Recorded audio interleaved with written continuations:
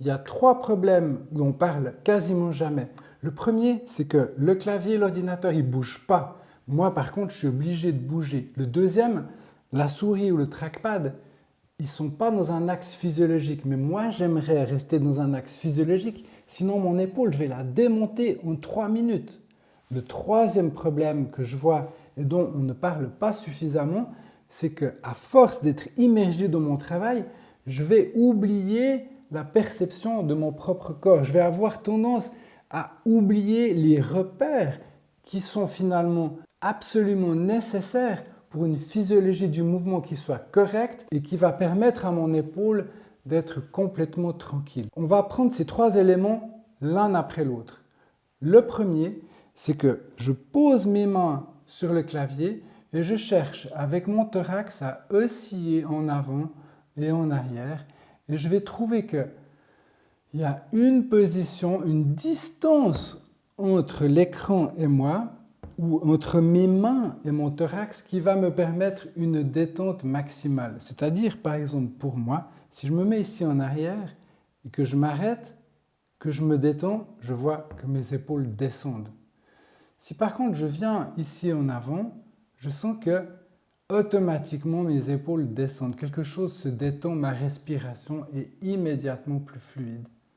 Donc je vais chercher ce repère. Quelle est la distance, quelle est l'inclinaison de mon thorax dans laquelle je vais permettre le maximum de sécurité pour mon épaule et la meilleure respiration possible.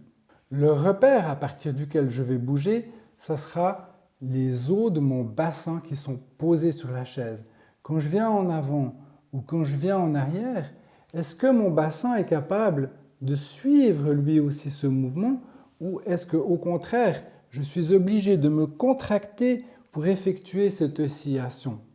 Donc cette oscillation, je ne vais pas la faire en forçant un mouvement, mais en essayant de me laisser tomber dans un sens ou laisser tomber dans l'autre sens. Et cette fois, le clavier m'aide parce qu'il me permet de percevoir une notion de poids qui va me permettre de me distancer ou de me rapprocher. La deuxième partie de l'exercice, ça va être de tester est-ce que mon thorax préfère tourner à gauche ou est-ce qu'il préfère tourner à droite?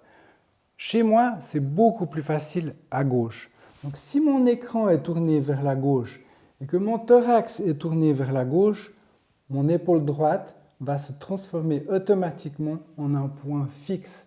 Elle va souffrir de cette immobilité. Si par contre, je tourne mon écran vers la droite, alors que ma rotation préférée, elle est à gauche, mon épaule droite va soudain forcer une torsion de mon thorax qui est en réalité une correction naturelle de cette tendance à tourner plus à gauche qu'à droite. Plus je vais me détendre sur ma main gauche, et c'est possible puisque en général j'utilise ma souris à droite, plus je me détends sur ce côté gauche, plus le côté droit va pouvoir se relaxer puisque l'appui, le point fixe, va être cette partie gauche du thorax et naturellement ma colonne vertébrale va entamer une torsion droite qui va être beaucoup plus facile. Donc à force de travailler, de me détendre, d'osciller en avant, en arrière pour chercher l'endroit où naturellement mes épaules se détendent, je vois que je récupère une mobilité et déjà j'arrive à tourner beaucoup plus loin à droite. Donc la troisième partie de l'exercice, ça va être de me concentrer sur des perceptions corporelles en même temps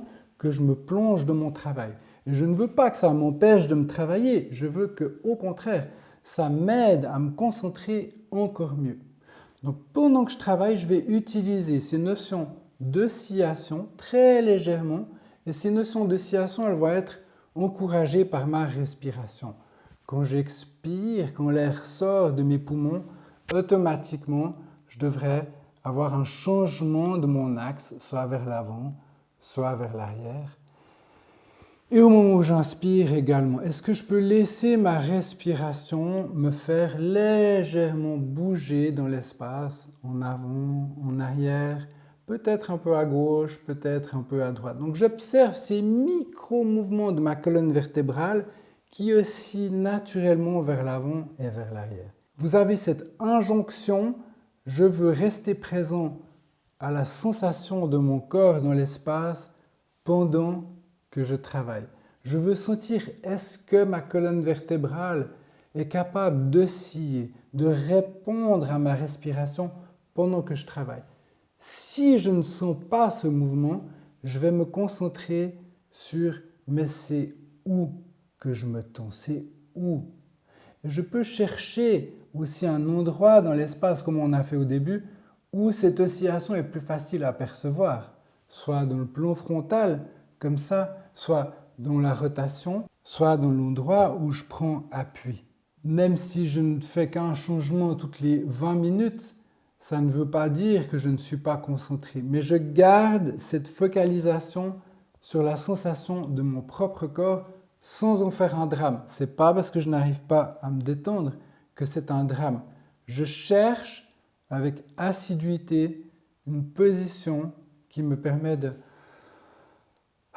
me détendre en même temps que je travaille. Et tout d'un coup, je vais découvrir quelque chose de nouveau. Ah oui, mais en fait, il suffisait de changer ma position sur la chaise, changer la position de mes jambes, plus en avant, plus en arrière, s'asseoir plus en arrière ou plus en avant sur sa chaise, etc.